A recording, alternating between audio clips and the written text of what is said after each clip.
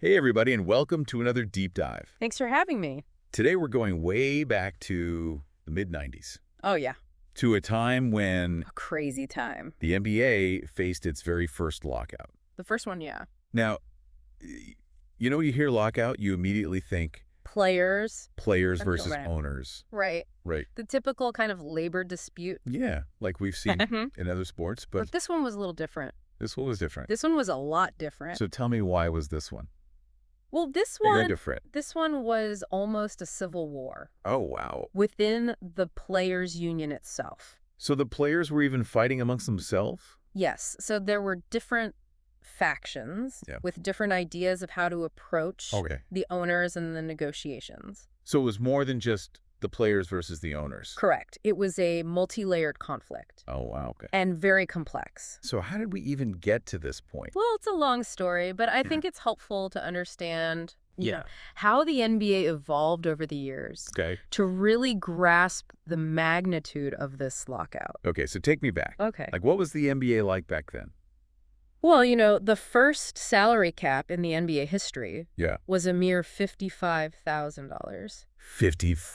$55,000. For the whole team, for the whole team. Whole team. The whole team. But that's like nothing. It's peanuts compared to today's salaries. Imagine like LeBron James playing for $55,000 You're right. for the whole team. Right. Can you imagine that? Wow. I mean, the league has transformed dramatically. So as the league grew in popularity Right. and revenue skyrocketed.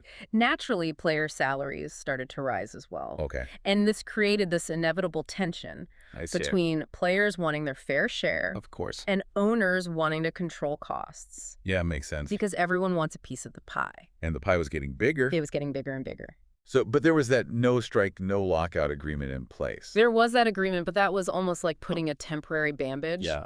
on a much deeper wound. So what were some of those major flashpoints? Okay, so we have to remember that the NBA, like any business, is Yeah. about making money. Of course. And the salary cap Yeah. was a major issue. It was the existing one. The existing one was riddled with loopholes, Okay. and it allowed teams to overspend. So it wasn't really a cap. It wasn't a hard cap. Okay. So the owners were pushing for a stricter system. Makes sense. They want to control costs. Exactly. They wanted more control over spiraling player salaries. Okay, so the salary cap was one major issue. Yes. And then free agency was another hot topic. Okay. Players want to be able to... Players wanted more freedom Yeah. to choose their teams, Okay. to negotiate their worth. So they felt restricted under the current system Yes. They wanted the freedom to go where they felt they Mhm. could contribute the most. and makes the most money. And of course, Yeah. earn the most money. Right. But you have to remember the league needs competitive balance. Of course, if you've got all the superstars on... Right. Imagine all the superstars. Multiple teams. Yeah, all flocking to a few big market teams. Yeah. Then it's not fun to watch. It hurts the overall product. Yeah. Nobody wants to see a Mhm. handful of super teams dominating every season. Okay, so we've got the salary cap, we've got free agency. That's right. I'm guessing the rookie salary cap was a big issue too. Absolutely. Yeah. Big issue. Imagine being like, Imagine being a young, talented player yeah, coming into the league, yeah. full of potential, And you can't even, make all the money. your earning potential is capped Right. right from the start. Ouch. So you can imagine that created a lot of friction Yeah, between the Where we owners went. and the players. who wanted to control costs. And the players who felt like their value was being underestimated. And then revenue sharing, I'm guessing, was probably a big point of contention too. Oh, absolutely. Yeah, A huge point of contention, especially. especially for those smaller market teams. Yeah, because they They're can't like, concerned about competing compete with those big market teams. with the big boys Yeah. who could just rake in tons of revenue. So how do you share the revenue fairly? So the question was, Yeah. how to distribute that revenue fairly Yeah. became a major sticking point in these negotiations. And with so much money at stake, I can only imagine You can only imagine how tense how heated these discussions got. these discussions became. So we've got these players who want more freedom, more control over their careers, right. owners trying to balance financial stability. With competitive excitement. Yeah. Right. And this whole undercurrent of tension about money and power. But you mentioned earlier that this lockout was really unique because of what was happening Yes. inside the players' union. This is where things take a very interesting turn. So it wasn't just players versus owners. It wasn't just a simple case of players versus owners. Okay. It was almost like Right. you have a team Yeah. that's going up against a tough opponent, Right. but then they're dealing with internal disagreements Oh, so there's like... and conflicting strategies among themselves. Got it. And that's essentially what was happening Oh, wow. within the players' union. Okay, so walk me through this. So there were what's going on. Deep divisions Okay. within the union Mm-hmm. about the best way to approach these negotiations. Okay. So some players wanted to play hardball. Some players wanted to So some players reverse. and their agents Okay. were pushing for radical changes. So the agents were already starting to have a big influence. They were starting to have a significant influence. They were demanding Uh-huh. the elimination of the salary cap entirely. Wow, so they wanted to just get rid of it completely. Get rid of it completely. Wow. They wanted to get rid of the college draft, Right. and they even wanted to scrap the right of first refusal. So basically they just wanted to completely overhaul the system. A complete overhaul to Wow. give more power to the players. So why didn't all the players agree to that? Well, not all players Okay. were comfortable with Right. such drastic measures. Okay. Some worried that these extreme demands would backfire Yeah. and potentially lead to even more restrictive measures from the owners. Okay, so it was a gamble. It was a high-stakes poker game, And everyone was trying to, and everyone was trying to figure out figure out how to how to play their hand. play their cards right. Exactly. So the players' union was really walking a tightrope, They were walking a tightrope, trying to balance the interests of trying to balance the interests of all these different players all these different players with different... with varying levels of experience, influence, Yeah. and risk tolerance. And you said the agents were And in the middle of all this, starting to... you have the growing presence Yeah. of player agents who Yeah. were wielding more and more power. So they were really starting to make their presence known. They were playing a crucial role, Okay.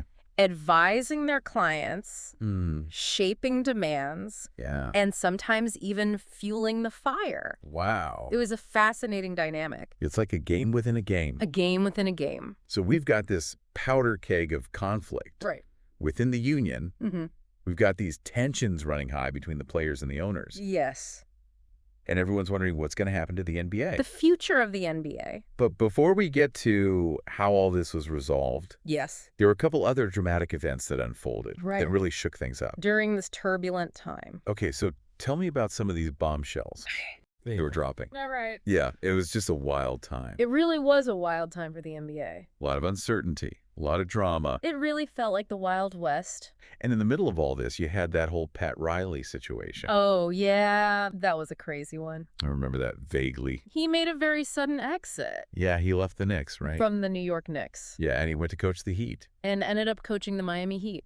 Yeah, I remember that, but there's more to it than that, right? It wasn't just a simple coaching change. That's right. The Knicks accused the Heat of tampering, Tampering. So they were like, essentially trying to lure Riley away illegally. okay, so they were like talking to him before Yeah, behind the scenes. he was allowed to, Yeah, backroom deals. and the NBA didn't like that. The NBA did not like that at all. So they got in trouble. They came down hard on the Heat, Okay. slapped them with a hefty fine, Oh, well. and even stripped them of a first-round draft pick. Wow, they don't mess around. No, they don't mess around when it comes to tampering. So even the coaches weren't immune to the drama.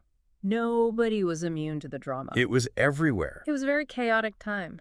What about that referee lockout? Oh, yeah, the referee lockout. I don't think I've ever heard of a referee lockout before. Isn't that something you hear about every day? So what was the deal with that?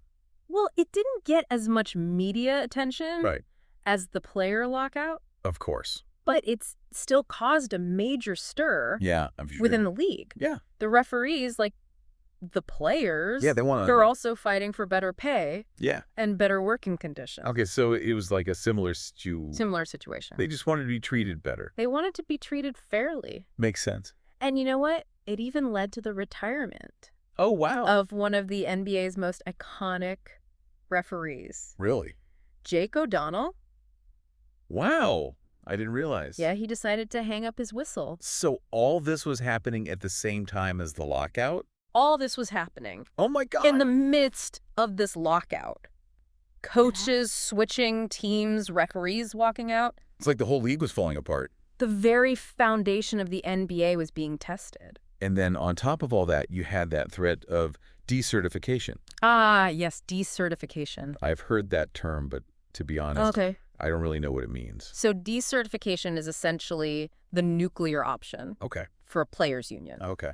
It means dissolving the union entirely. Wow. So they just wouldn't have a union anymore. No union, no collective bargaining power. And that would mean... It's a high-risk, high-reward gamble. Okay, so what were the risks? Well, the biggest risk Yeah. was that it would open the players up to Yeah. a whole bunch of antitrust lawsuits. So they could be sued, They could be sued by the teams, Wow. by the league. and they would have no protection. They would lose a Yeah. significant amount of their collective bargaining power. So it would be every man for himself. Every man for Yeah. himself. Wow, that's a scary thought. It was a very real threat. So the NBA knew that this was a possibility, The NBA knew. that the players might. They understood Yeah. the potential legal and financial turmoil Yeah. that decertification could unleash.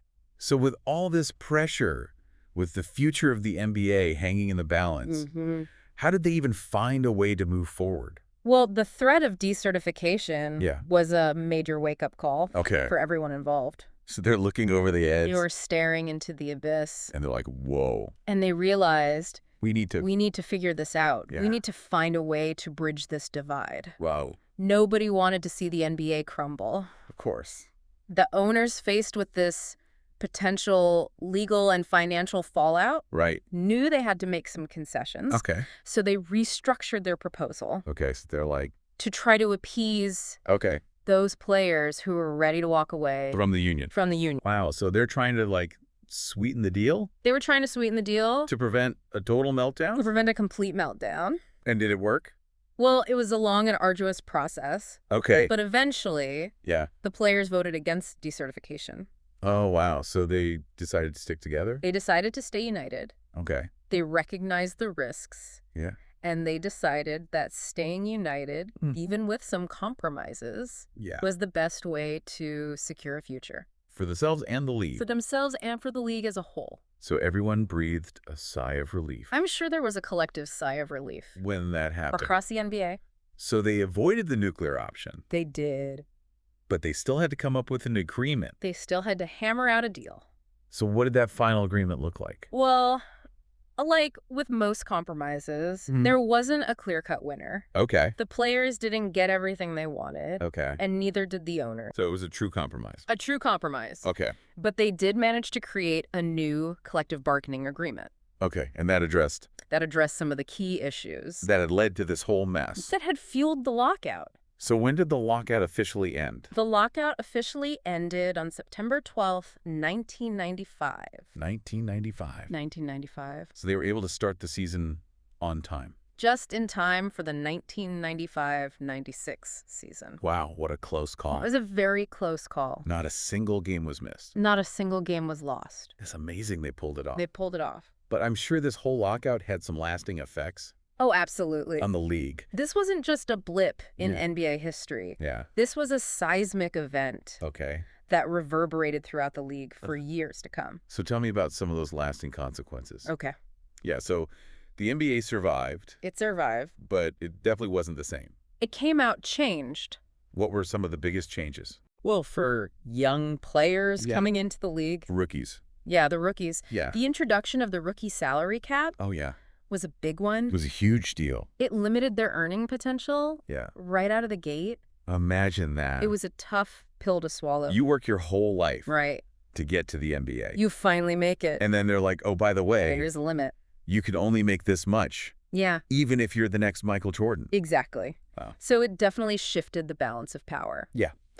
Oh, wow. The owners showed that they were willing to use the lockout Okay. as leverage Okay. to get what they wanted, To achieve those financial goals. to control costs, Yeah. and to promote parity Across the league. across the league, So the owners were pretty happy with that outcome. especially those in smaller markets Yeah. who could now compete Yeah. for top talent Without spending a fortune. without breaking the bank. So it was a win for the owners.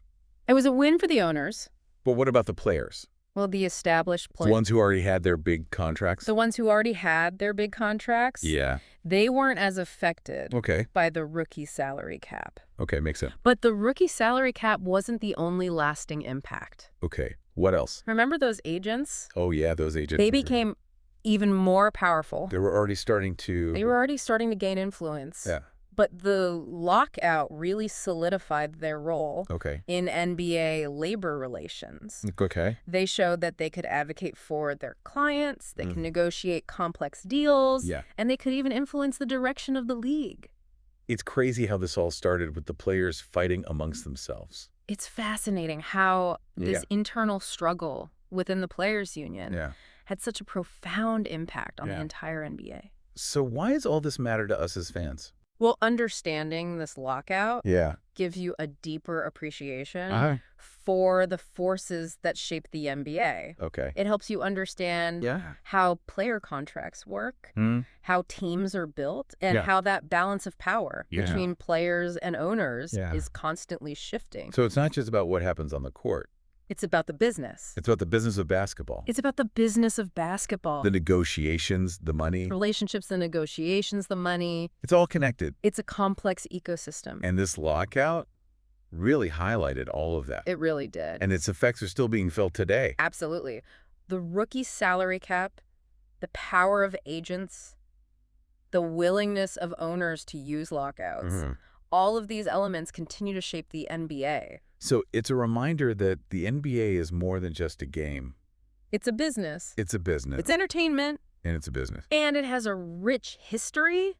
And a future. And a future that's constantly being written. Who knows what the future holds? Who knows? New challenges, new opportunities. Maybe new conflicts, new power struggles. Yeah, the NBA is always evolving. It's a dynamic league. Well, that was fascinating. It was a pleasure discussing this with you.